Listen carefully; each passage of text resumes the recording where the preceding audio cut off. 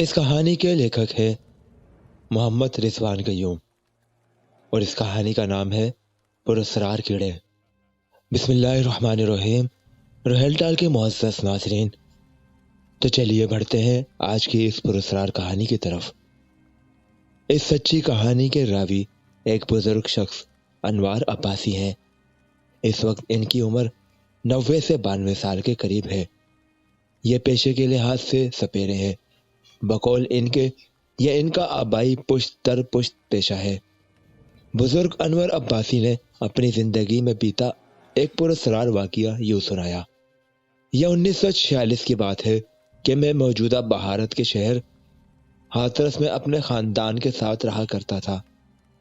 یہاں یہ بتلانا ضروری ہے کہ ہمارا خاندانی پیشہ سپیرے کا تھا، اس لیے میرا باپ ہم دونوں بھائیوں کو اپنے ساتھ رکھتا تھا۔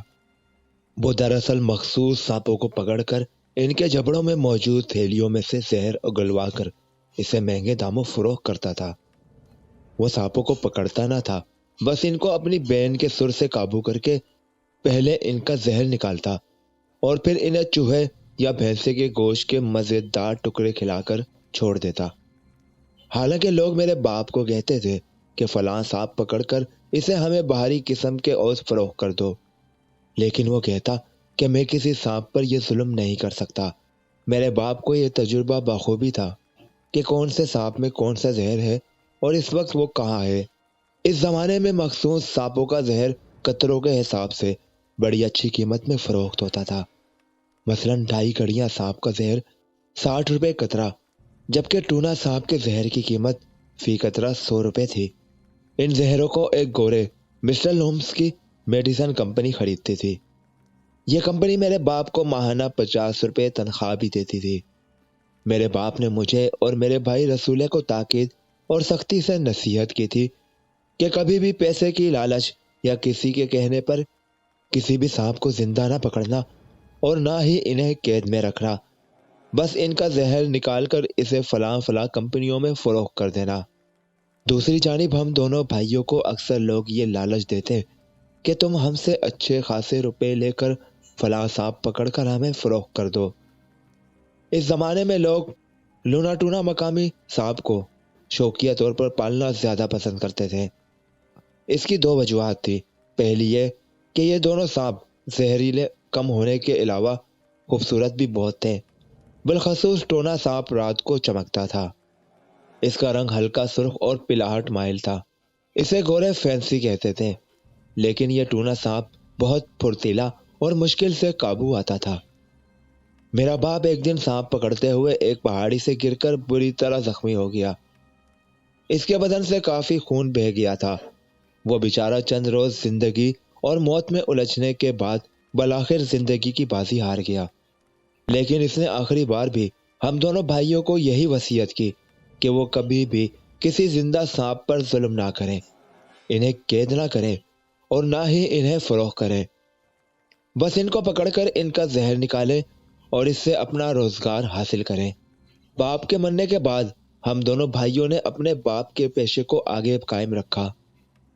ہم دونوں بھائی ہاتھرس شہر کے ہر علاقے میں پھر کر زہر والے سانپوں کو تلاش کرتے، ان کو بین بانسری کی مدد سے قابو کرتے۔ ان کا زہر نکالنے کے بعد اسے گورے مسٹر لومس کی میڈیسن کمپنی کو مہنگے داموں فروخت کر دیتے تھے۔ ہم نے اور رسولے بھائی نے اس زمانے میں اتنا پیسہ کما لیا کہ ہم نے ہاتھرس شہر کے اچھے علاقے میں اپنا مکان بنوانا شروع کر دیا تھا۔ گوری کمپنی ہمیں اچھا خاصا معاوضہ دیتی تھی۔ ہم اس کمپنی کو ایک معاہدے کے تحت نایاب سانپوں کے زہر مسلسل بنیاد پر مہنگے داموں فروخت کر رہے تھے۔ ایک دن میں مسٹر لومس کی فارماسیوٹیکل کمپنی میں کالے کوبرے سانپ کا زہر دینے گیا تو وہاں کے گورے مینیجر مسٹر لیم نے مجھے اچھے خاصے روپوں کے اور سانپ لانے کو کہا۔ میں نے اسے صاف انکار کر دیا۔ گورا مینیجر دراصل دوا ساز کمپنی کے مالک مسٹر لومس کا بیٹا تھا۔ وہ عجیب شوق رکھتا تھا۔ اس نے اپنے بنگلے میں بکریاں، گائے، خرگوش، کتے، بلیاں، چڑیاں اور نہ جانے کیا کیا جانور، چرند پرند، یہاں تک کہ حشرات، کیڑے مکوڑے تک پال رکھے تھے۔ وہ نیم پاگل سا انسان تھا۔ میں نے تو خیر اسے انکار کر دیا، لیکن اس نے رسول بھائی کو اس کام کے لیے راضی کر لیا۔ رسول کا اصل نام رسول شاہ تھا۔ اس کا مجھے علم نہیں تھا کہ مینیجر نے اسے ٹونا سانپ کو پکڑنے کا ٹاسک دیا ہے۔ اس نے بھائی کو اس زمانے میں 200 روپے دینے کا کہا تھا۔ مجھے میرے بھائی نے کہا کہ ہم نے ٹونڈلا گاؤں میں ٹونا سانپ کا زہر حاصل کرنا ہے۔ میں نے اس سے کہا کہ یہ کس یقین کے ساتھ کہہ رہے ہو کہ ٹونڈلا گاؤں میں فلاں جگہ یہ مخصوص سانپ موجود ہے؟ میرے پوچھنے پر اس نے بتایا کہ میں نے 4 روز تک اس جگہ کا بغور معائنہ کیا ہے۔ جس جگہ ٹونا، لونا یا اسدہ موجود ہوتا ہے، اس جگہ کی زمین بھربھری اور سراغ زدہ ہوتی ہے، لیکن اس اقسام کے سانپوں کو بڑی احتیاط اور طریقے سے پکڑنا پڑتا ہے۔ اس کے لیے کم از کم 3 تجربہ کار سپیروں کی ضرورت ہوتی ہے۔ 2 سے بھی کام چل جاتا ہے، لیکن اس میں بہت خطرہ ہوتا ہے، اسی لیے احتیاط لازمی ہوتی ہے۔ بھائی رسول نے مجھ سے اصل بات چھپائی تھی کہ اس نے ٹونا سانپ پکڑنا ہے۔ اس نے صرف مجھے یہ بتلایا کہ اس نے صرف ان سانپوں کا زہر حاصل کرنا ہے۔ میں نے ایک کم تجربہ کار سپیرے پرکاش گپتا کو اپنی مدد کے لیے ساتھ لے لیا تھا۔ پرکاش گپتا ایک غریب کم عمر لڑکا تھا۔ بہرحال ہم لوگ جب ٹونڈلا گاؤں کے اس مخصوص مقام پر پہنچے جہاں بقول رسولے کے ٹونا سانپ موجود ہے، میں نے اس جگہ کا معائنہ کیا اور پھر میں نے اپنے بھائی اور پرکاش کو سمجھایا کہ ہم نے کس طرح سے پہلے مٹی ہٹانی ہے اور پھر کس طرح آہستہ آہستہ بین بجا کر سانپوں کو مست کر کے اپنی جانب متوجہ کرنا ہے۔ میں نے آہستہ آہستہ بین بجانا شروع کیا۔ اس دوران پرکاش گپتا نے آہستہ آہستہ اس مقام سے مٹی ہسانا شروع کر دی۔ رسولے نے جو کہ مخصوص ٹونا سانپ کو پکڑنے کے لیے تیار کھڑا تھا، بالآخر 10-15 منٹ کی کوششوں کے بعد اس نے ٹونا سانپ کو پکڑ لیا۔ یہ مادہ سپیرن تھی۔ میں نے فٹافٹ سے اس کا 4 سے 5 قطرے زہر نکالا اور اسے چھوڑ دیا، لیکن رسولے نے اس مادہ سپنی کا نوخیزہ بچہ سپولیا جڑ سے پکڑ کر سانپوں کی مخصوص تھیلی میں ڈال دیا۔ میں نے چلا کر کہا، یہ تو کیا کر رہا ہے؟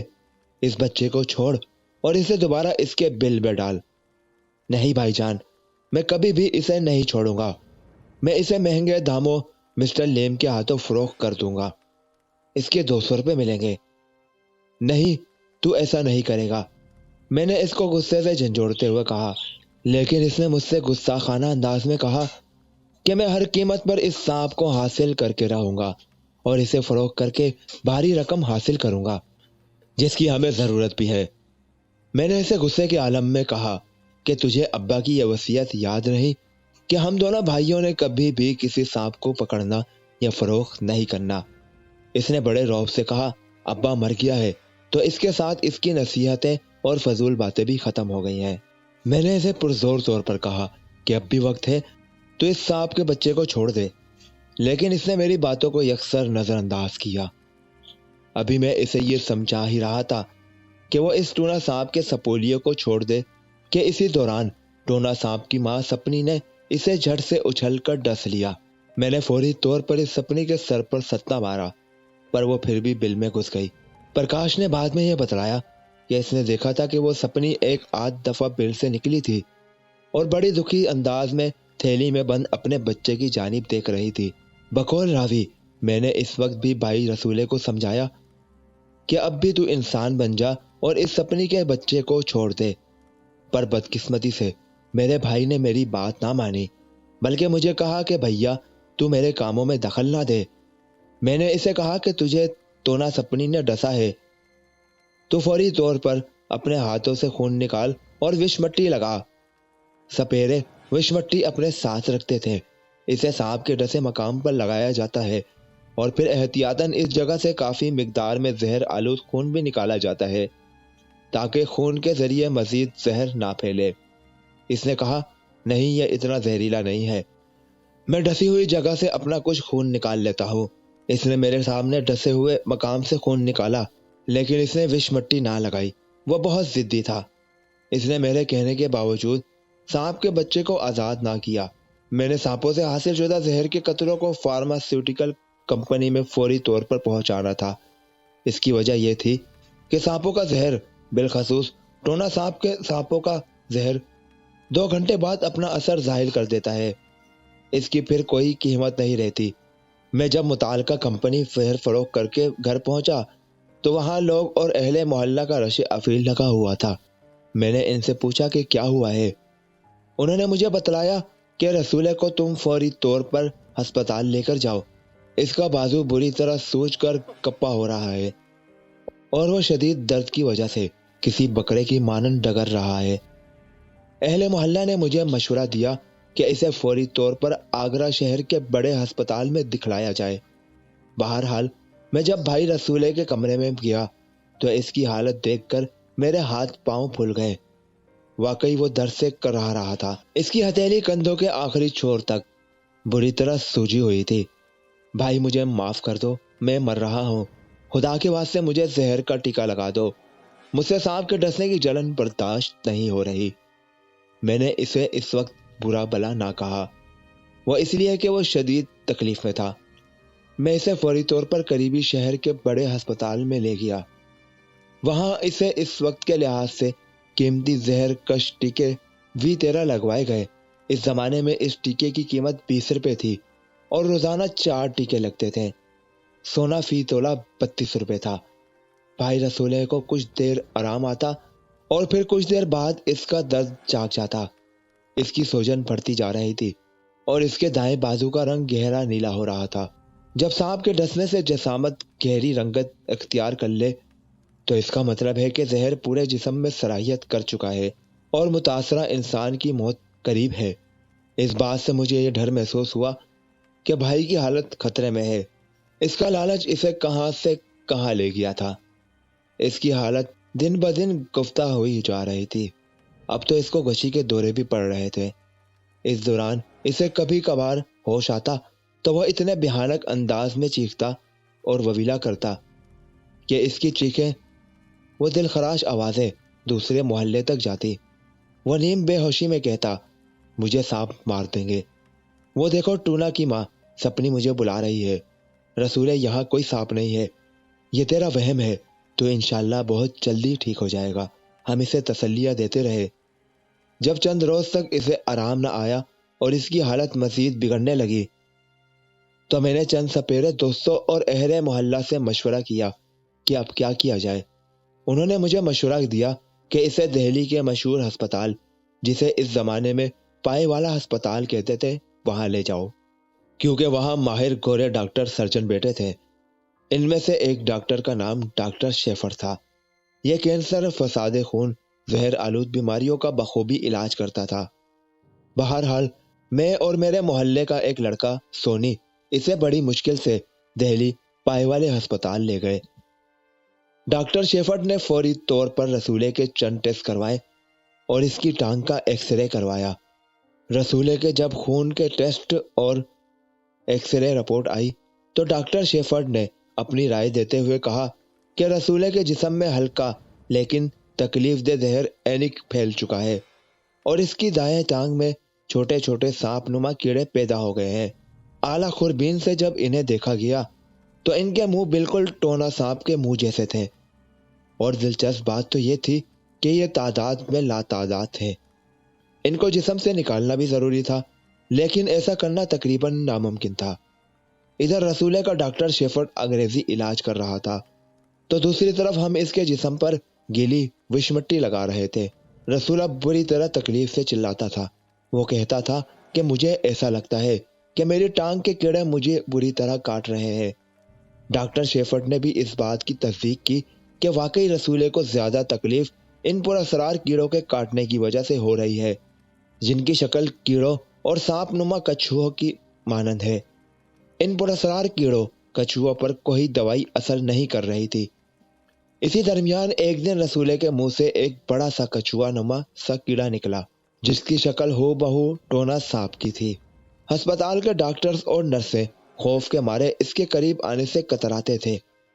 سچی بات تو یہ ہے کہ مجھے بھی اس کے قریب جانے سے کراہیت محسوس ہوتی تھی، لیکن میں کیا کرتا، وہ میرا بھائی تھا، وہ شدید تکلیف میں مبتلا تھا اور اسے میری ضرورت تھی۔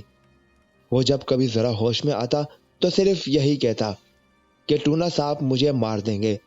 اس کے ساتھ ساتھ وہ اپنی غلطی کی معافیا بھی مانگتا اور روتا لیکن میرے خیال میں اس وقت اس کی معافی اور رونے دھونے کا کوئی فائدہ نہ تھا، کیونکہ یوں سمجھو کہ اس کی زندگی کے پلوں سے پانی گزر چکا تھا۔ رفتہ رفتہ اس کی یہ حالت ہو گئی کہ اس کے جسم سے بدبو آنے لگی اور اس کی ٹانگیں سوکھ کر لکڑی کے مانند ہو گئی۔ جو کیچوے نما کیڑے ایکس رے میں نظر آ رہے تھے، اب وہ اس کی کمر اور ٹانگوں سے صاف باہر رنگتے محسوس ہو رہے تھے۔ ان پر ہم لوگ جراثیم کش کیڑے مار دوائیں چھڑکتے، لیکن وہ بڑے ڈھیٹ قسم کے تھے۔ یہاں یہ بتلانا ضروری ہے کہ جو ٹونا سانپ کا بچہ رسولے نے پکڑا تھا، وہ اپنی تھیلی سے نکل کر نہ جانے کیسے پراسرار طور پر بھاگ گیا تھا۔ رسولے کے جسم سے انتہائی کریہا بدبو آتی تھی۔ دوسری جانب اس نے کھانا پینا بھی چھوڑ دیا تھا۔ اس دوران بقول راوی اس کی اسی پراسرار بیماری کے علاج پر ہمارا سارا اثاثہ و جائیداد سب کچھ فروخت و برباد ہو گئی۔ جس قیمت پر جو زہر ہم گورے کی کمپنی کو فروخت کرتے تھے، وہی زہر ہم اس کمپنی سے کہیں گنا قیمت ادا کر کے اس کے علاج کے لیے لیتے تھے۔ گوری فارماسیوٹیکل کمپنی اس میں کچھ مزید دوائیاں ڈالتی تھے۔ ہمیں اس وقت علم ہوا کہ یہ گورے ہم سے کتنا سستا زہر خریدتے تھے۔ بہرحال رسولے ایک رات کو چپکے سے اٹھا اور اس نے اپنی مسلسل لا علاج تکلیف سے نجات حاصل کرنے کے لیے خودکشی کا فیصلہ کیا۔ اس نے ہمارے علاقے کے قریب پانی کے گہرے جوہڑ میں چھلانگ مار دی۔ اس کی جب جوہڑ سے لاش نکالی گئی تو اس کی ٹانگوں اور جسموں پر بھی ٹونا کیچوے بڑی تعداد میں لپٹے ہوئے تھے۔ بقول راوی ان کیڑوں نے اس کا پیچھا قبر تک نہ چھوڑا۔ اس کی قبر جب کھودی تو وہاں بھی سینکڑوں رنگ برنگے کیڑے تھے۔ یہ تھی آج کی پراسرار اور چھوٹی سی نصیحت بھری کہانی۔ کیسی لگی؟ کامنٹس میں اپنی رائے سے ضرور آگاہ کیجیے گا۔ اگر آپ نے ابھی تک میرے اس چینل کو سبسکرائب نہیں کیا تو جلدی سے سبسکرائب کر لیجیے تاکہ آپ کو اسی طرح کی مزید کہانیوں کے نوٹیفیکیشن مل سکے۔ کسی اور اسی طرح کی پراسرار کہانی کے ساتھ ملاقات ہوگی۔ اللہ حافظ۔ پاکستان زندہ باد، پائندہ باد۔